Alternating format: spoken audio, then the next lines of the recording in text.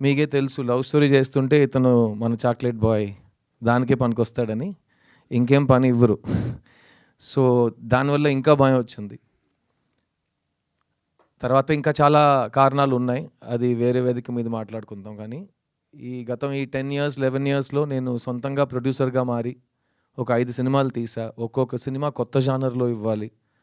నేను నువ్వు వస్తానంటే కాదు, బాయ్స్ సినిమాలో హైదరాబాద్ మొదటిసారి వచ్చేటప్పుడు ఇచ్చే ఇంటర్వ్యూస్లో కూడా అన్నా, నా డ్రీమ్ స్టార్ అవ్వటం కాదండి, నా డ్రీమ్ చనిపోయే ముందు ఎవరో వచ్చి మంచి యాక్టర్ చనిపోయాడని చెప్తే చాలు, నేను ఒక యాక్టర్ని, ఎప్పుడు యాక్టర్గానే ఉంటాను. అది వాళ్ళు అప్పుడు చెప్పారు, నీకు పొగరు, ఇది నీకు అర్థం కాలేదు, ఇది నేను చెప్పాను, నాకేం కావాలి నాకే కదా తెలియాలి, నీకెలా తెలుసు అని నేను చాలామందిని అడిగాను. ఇప్పుడు కూడా అదే అంటున్నా, నా ఉద్యోగం ఏంటంటే నాకు డబ్బులు ఇస్తారు, సిద్ధుగా కాకుండా ఇంకో మనిషిగా ఒక 2 అవర్స్ 3 అవర్స్ మీ ముందుకు రావటమే నా ఉద్యోగం. సో నేను అదే వెతుకుతూ ఉంటాను. ఒక్కొక్క సినిమాకి కొత్తగా ఒక మనిషిగా మనం అతను ఒంట్లో ప్రవర్తించి మనం ఒక కొత్త క్యారెక్టర్ని క్రియేట్ చేయలేమా అనే ఒక ఛాలెంజ్ని ప్రతి సినిమా నేను ఈ 20 ఇయర్స్లో ఒక ఛాలెంజ్గా నాకు తీసుకున్నాను.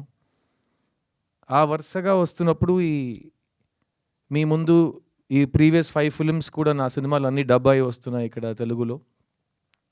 అప్పుడు కూడా street love story, pure love story ఎందుకు చేయట్లేదంటే, నేను 10 ఇయర్స్ నుంచి మీ దగ్గర లవ్ స్టోరీ ఉందంటే నా ఇంటికి రావద్దు ప్లీజ్, నేను విన్నను.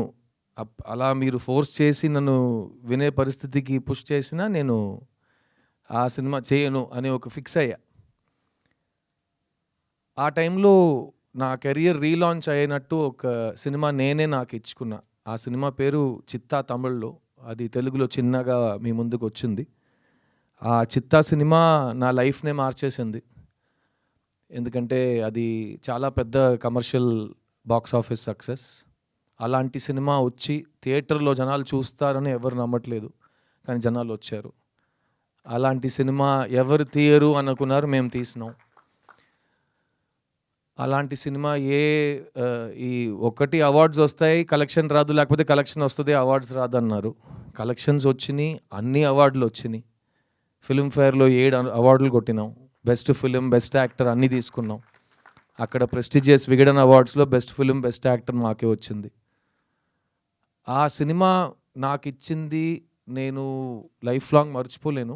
కానీ ఆ సినిమాని బయట తీసుకురావడానికి నేను పడిన కష్టాలు, ఆ మెంటల్ స్ట్రెస్, అది కూడా నేను లైఫ్ టైంలో మర్చిపోలేను.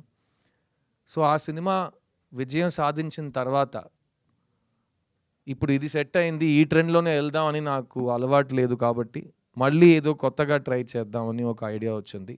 ప్లస్ ఆ టైంలో ఎవరైనా ఒక సినిమా నాకు ఇస్తే ఒక 5 మంత్స్ నేను అస్సలు ఆలోచించకుండా సరదాగా నవ్వుతూ హ్యాపీగా ఒక సెట్కి వెళ్ళి అందరితో నేను ఎలా సరదాగా మాట్లాడుతానో అలాగే పలకరించి ఒక సినిమా తీస్తే నా మైండ్ ఫ్రెష్ అయిపోతుందని అనుకున్నా.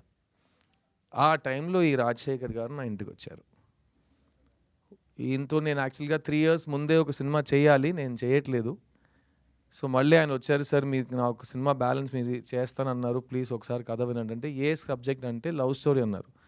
బాబు నేను లవ్ స్టోరీస్ వినను, నాకు బోర్ కొడుతుంది, నేను చెయ్యను, మళ్ళీ ఇదే గొడవ వస్తుంది. లేదు మీరు వినండి, మీకు నచ్చకపోతే నేను మళ్ళీ మీ దగ్గర లవ్ స్టోరీ తీసుకుని రానని చెప్పారు. సరే ఓకే మీ ఇష్టం అని చెప్పి వినటం మొదలెట్టా. ఫస్ట్ లైన్ ఒకటి చెప్పారు, ఈ ప్రపంచంలో మీకు నచ్చని ఒక అమ్మాయి దగ్గరికి వెళ్ళి మీరు లవ్ చెప్తారు సార్ అని. అదేంటి నచ్చని అమ్మాయికి ఎందుకు లవ్ చెప్తానంటే, అదే సార్ నా లైను అన్న.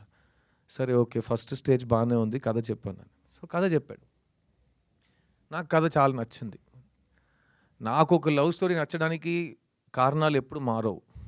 ఫస్ట్ హీరోయిన్ క్యారెక్టర్ బాగుండాలి, సెకండ్ జంటగా వాళ్ళిద్దరూ ఎందుకు ప్రేమిస్తున్నారని నాకు అర్థం అవ్వాలి. ఎందుకంటే లవ్ స్టోరీలో ఫస్ట్ అమ్మాయి నచ్చాలి అందరికీ. అమ్మాయి నచ్చితే అబ్బాయి ఎందుకు అమ్మాయి వెంట పడుతున్నారని అర్థమవుతుంది.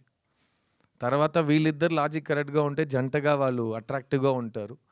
ఆ జంటని మనం ఎంత లవ్ చేస్తామంటే సినిమా అయ్యే వరకు మనం వీళ్ళు చేరాలి మనం హోప్ చేయటం మొదలెడతాం. అదే లవ్ స్టోరీది పెద్ద సక్సెస్. సో అది నాకు ఈ సినిమాలో అనిపించింది. అండ్ ముఖ్యంగా నేను చెప్పినట్టు ఈ కథలో ఎక్కడ ఒక నెగిటివిటీ లేదు, ఒక వయలెన్స్ లేదు, ఒక బ్లడ్ షెడ్ లేదు, ఒక కడుపు మంట లేదు. ఒక ఏ నెగెటివ్ ఎమోషన్స్ లేకుండా ఒక ఘోరమైన విలన్ ఎవరు లేరు. అలా రక్త చుక్కలు పడుతుంటే అలా ఏం లేదు. ఒక feel good, easy breezy cinema, feel good entertainer, breath of fresh air అంటారు కదా! అలాంటి ఒక సినిమా ఇది.